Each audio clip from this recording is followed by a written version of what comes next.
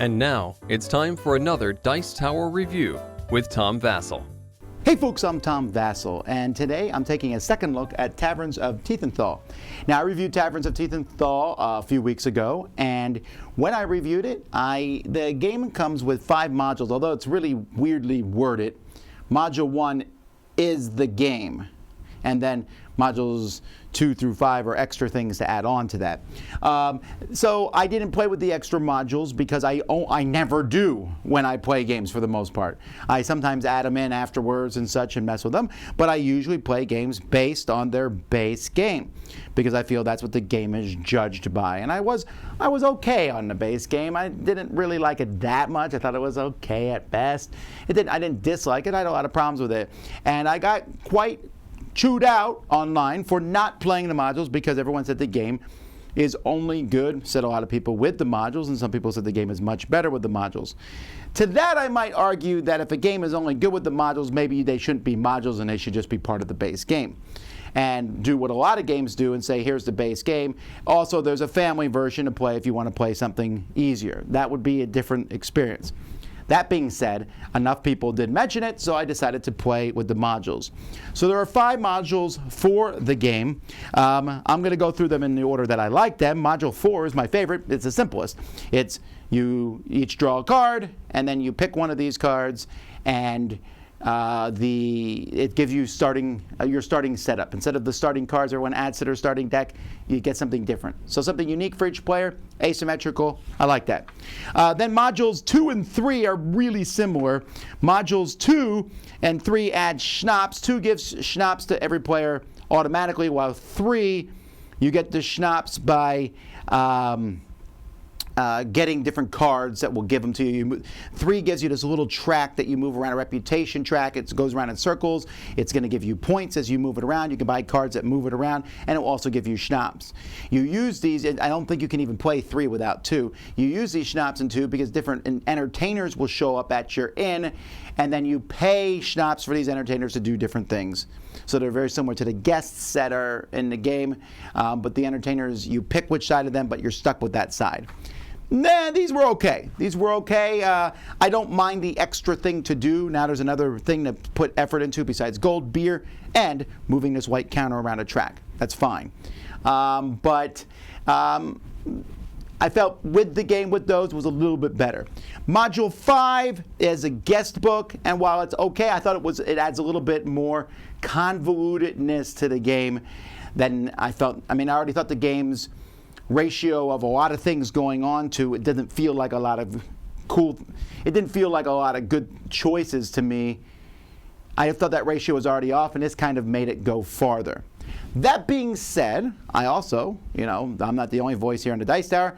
I also played it with my daughter who's home from college, Melody, and so I figured we should listen to her opinion of the game.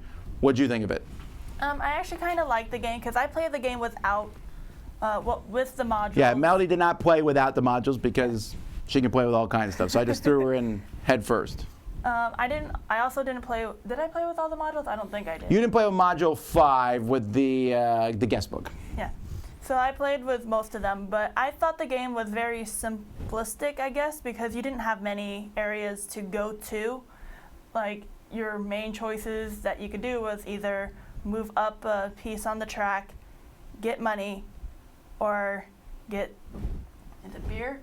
The drink? Schnapps. No, the other one. Oh, beer, yeah. Beer, gold, and move around the track, right. So those are basically the 3 places that you can pick from, so I thought that was very small choosings, I guess, because when you have a thing where you can play stuff, I like more options, so there weren't many options, but I still thought it was very quick and just easy. You just get your cards out, hope you get lucky, and have a lot of things that will help you that turn.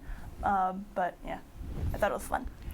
Yeah, so here's the thing. The modules made the game a little bit better for me, but not a lot. My problems with it are still the same, and maybe you can respond to your thoughts on these. One of my problems with the game is I felt like the first 4 turns were pretty boring, and it wasn't until the end when you start getting gold and beer, more gold and beer, that you feel like you can really do anything. Like, oh, I got 6 gold. Should I upgrade this one spot that's 6 gold or buy these 2 cards? That's my choice. As opposed to, say, Dominion, if I have 4 gold, I have like 6 cards I can buy. And they're all interesting, and I have to pick the right one to buy. I felt like this one had few choices to make each turn, and there's only 8 turns. What do you think about that? Because it was also dependent on luck, too, because of what dice were rolled. It really also can limit your small choices even less because of what dice you get. Sure, I got a couple customers there. They need 1s and 2s, and no one rolls any 1s or 2s. And also, with the cards that you can buy, especially the new tables, they're very expensive, and to upgrade the thing that will give you more beer, it like costs more, and then it takes forever to actually get that upgrade. So trying to get the better tables, it also takes a really long time to get those. And I don't mind that it takes a long time. It's just then the game ends. Once you get the big character, you're like, yes, I can use it. Never mind, no, I can't. And that's, I think, where the game falls apart for me, because there's a lot of cool stuff in it. Now, I compared this game myself to Quacks of Quedlinburg. I don't know if you played that one where you pull the tiles from the bag. And people said, but they're both very lucky games. I get that, but let me explain why I like Quacks better. I like Quacks better because when I pull a chip from the bag and I buy a new chip, that chip's going to get thrown. On turn 1, let's say I bust on turn 1, the very first turn of the game. I immediately can buy a cool chip and use it in the next turn. If you bust in Taverns, you can get almost nothing. You could have a turn where there's nothing. In Quacks, you always get something. You might not get points, you can always buy something.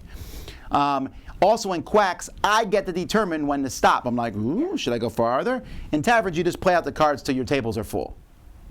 And it just, I don't know, it's just not as exciting. I'm like, flip, ooh, done.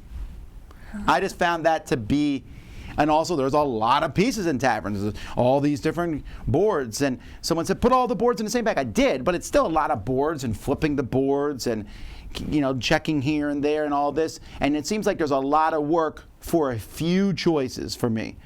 Quacks, I am simply just pulling 1 tile from the bag. That's it, and dealing with that tile.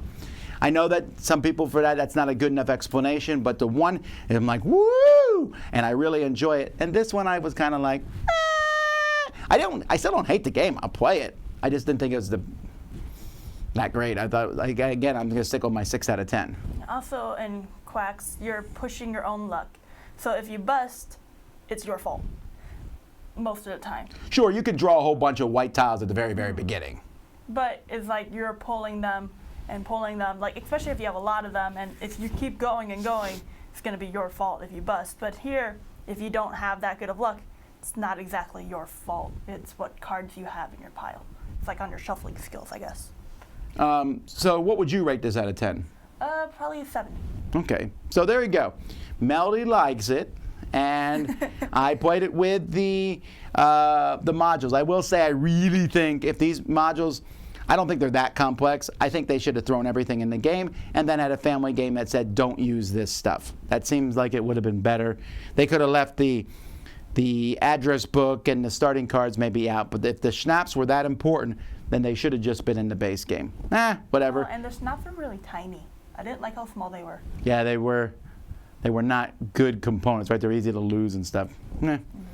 Alrighty, well there you go. That's my second and probably final look at Taverns of Tiefenthal. I'm Tom Vasel. And I'm Melody. See you next time.